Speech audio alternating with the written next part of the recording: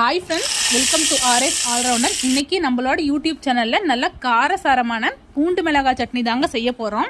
இது ரொம்ப சிம்பிளான ரெசிபிங்க. டேஸ்ட் வைஸ் ரொம்ப சூப்பரா இருக்கும். ரொம்பவே குறைவான பொருட்கள் வச்சுட்டு ரொம்பவே குயிக்கா செஞ்சு முடிச்சிடலாம்.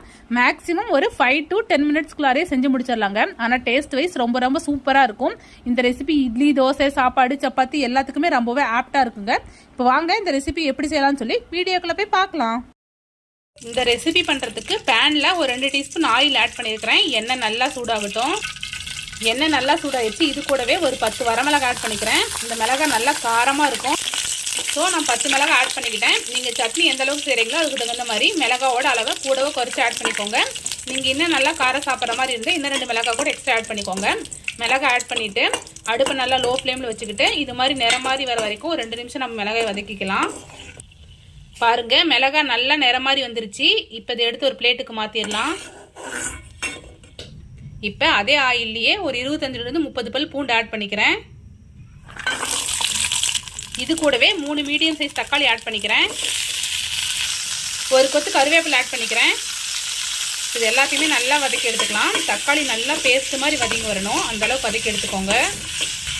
இது கூடவே கொஞ்சமாக உப்பு ஆட் பண்ணிக்கலாம். நல்லா வதக்கிக்கோங்க. அடுப்பு லோ டு மீடியம் ஃப்ளேம்லேயே வச்சுட்டு தக்காளி நல்லா பேஸ்ட் மாதிரி வதக்கி எடுத்துக்கலாம். பாருங்கள், தக்காளி பூண்டு நல்லா வதங்கிக்கிட்டு இருக்குது. இன்னும் கொஞ்ச நேரம் நல்லா வதங்கணும். இது ரொம்ப சிம்பிளான ரெசிபிங்க. டேஸ்ட் வைஸ் ரொம்ப சூப்பராக இருக்கும்.